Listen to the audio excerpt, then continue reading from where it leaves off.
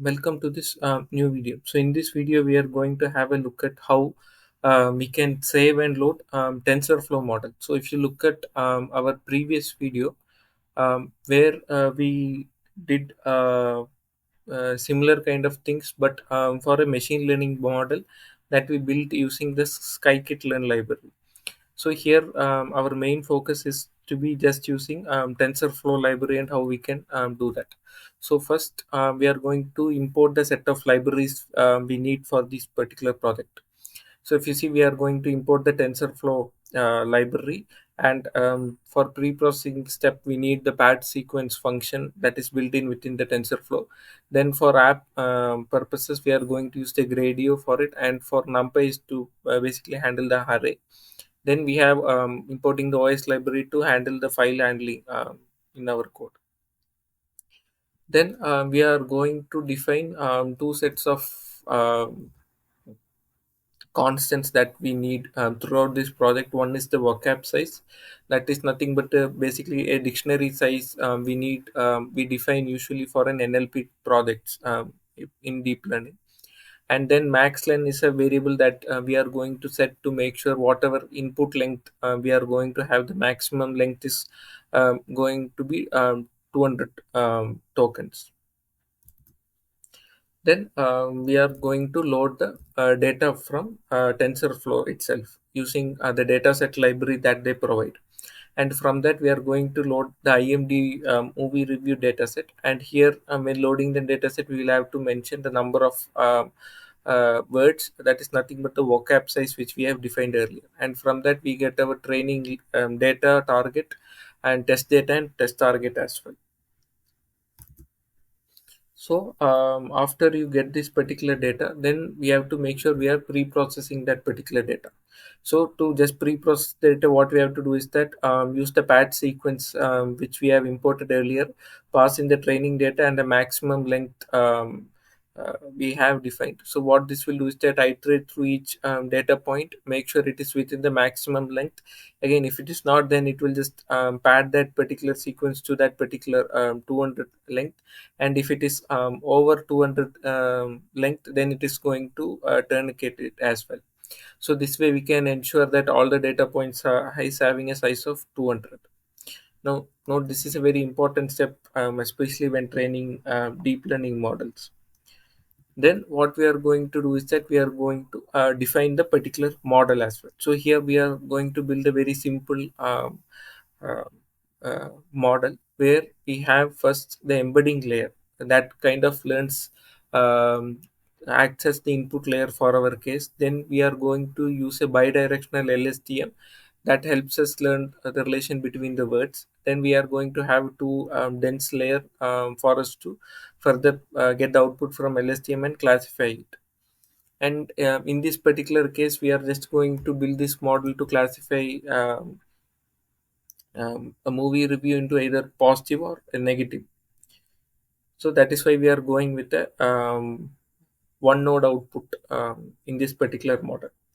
Next, we have to compile the model. So whenever you are building a model with TensorFlow, we usually have to compile the model before training on it. So during the compiling process, we usually define what is the loss, what is the optimizer which we are going to use, and what are the metrics that we are going to monitor. So once we compile, we can actually see how the model really looks like, what is the parameter count, etc., and what are layers we have within the model. Now, after you define the model, it's just we will have to train our particular model. So when training the model, we just have to use the fit function for the particular model, pass in the training data points and the target. Then the number of epochs we are just going to stick it to 2, and then we are going to use the test set as the validation set. And here we have set a batch size of 128 for it to. So once you train the model, you should probably see a similar set of loss, accuracy, and even validation loss and validation accuracy. So again, if you see, this is a very simple task, and within 2 epochs itself, we are getting a validation accuracy of around 87.2%. Now, again, once we train the model, then we have to save that particular model for us to use in any different apps or any pipeline which we are going to require. So for this we have option of saving the model. Again, similar to how we demonstrated multiple ways of doing that in the previous video where we used pickle and joblib. Here in TensorFlow, because we have to handle many custom things, we usually go with different formats other than pickle and joblib here. So here, the old way of saving the models was something called in a file format called as H5. So when you really save a model in H5, what we used to do is that just type model.save and then name of the model, saved model.h5. So this was our usual way of saving the model previously. Then TensorFlow again introduced a different kind of format called as saved models. So in that particular case, what we usually do is that we just pass in the model.save without any file extension.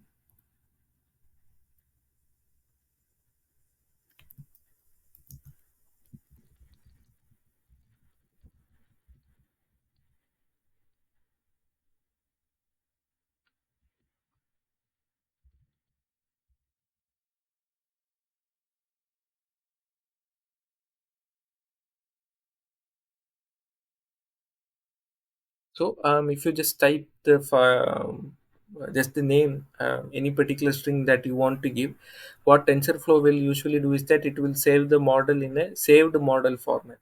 So the basic difference between the two is that the saved model is a folder saving format. So it is generally preferred for deployment or production practices, where all the things are saved within a particular folder that we can easily use. And one more advantage of saving the model in a saved model format is that, let us say you build custom layers or any custom component within that particular model, using the saved for model format we can easily reload that without having any particular issue. But again, if you do it in the H5 format, the custom layers are not that much really supported in the H5 format. Then other than the H5 format, we have another format called as keras. So because TensorFlow again is built on top of Keras. Keras itself has a saving method that is different from H5 called as Keras. So in order to save the model in Keras format, you just again really have to type dot Keras at the end for you to save the model in Keras format. Again, there is no major difference between H5 and Keras, and even now TensorFlow recommends you to save it in Keras instead of H5 format, because this particular format for really built for model purposes only, unlike H5 which is much more a generic file name extension. So these are the three ways in which you can save the model. Now let us say you want to load the model back. In that particular case we just have to refer to this particular folder or particular file, and then we can just load it back. So again, before loading the model, what we'll do is that we'll just look at how we are going to, let us say, set up a pipeline for our Gradu app. So here, if you see, we are going to build a kind of a tokenizer that helps us tokenize the words. So here we are just loading the word index from that particular IMDb dataset. Then we are basically indexing the word, and after indexing the word, we are just adding our own set of tokens for padding, start, unknown, and unused parts of the sentences. So we'll just run this part. Then we are defining the function that helps us tokenize. So the function name, we have named it as encode text, where we are going to pass in the text as input. Then we are just going to lower all the text and split it, and then start encoding it. And once you encode that particular text, we are going to pad it to make sure it's of the standard length of 200. Then we will have to define a function to similar to how we did it for our machine learning models, where we are going to load the model and do all the things and get the prediction out of it. So let us say you want to load the model, right? We just do tf.keras.models.load model and then the model. So in our particular case, we are going to stick with the saved model format because that is the much more recommended way for deploying pipelines or production pipelines. Then once you load the model, we have to make sure we encode the text, or basically tokenize the text.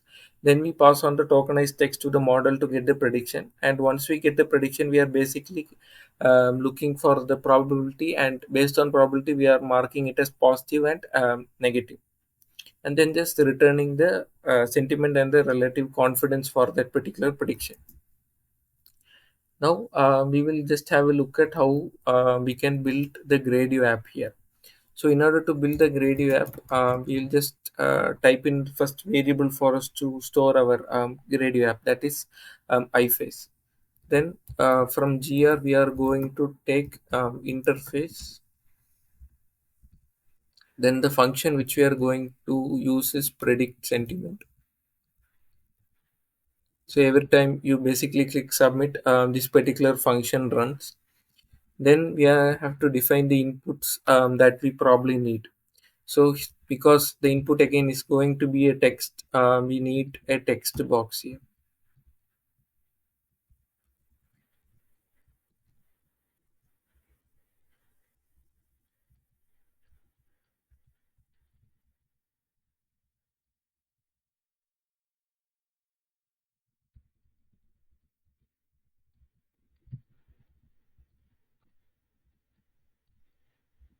Then we will have to define what our output should be, because in our case it is a text. We just will have a text string there. Then the title of the app, we'll just name it to be sample review sentiment app. So we'll just run this here.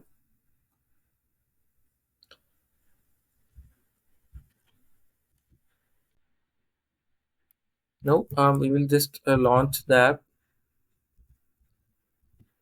using iface.launch. And let us say I type in a sample review sentiment called as I did not like the movie, and just click on the submit here. So it will see we are just loading the model and processing that particular text.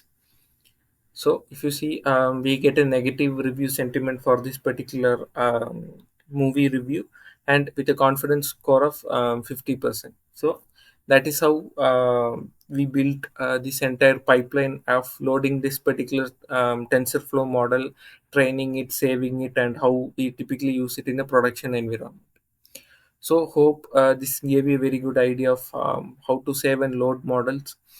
Again, if you have any doubts regarding that, again, feel free to comment down below, or again, you can reach out to us at contact@codersarts.com, or any of our social as well. So in the next video, we are probably going to see how we can do the same using PyTorch library as well. So see you in the next video. Bye.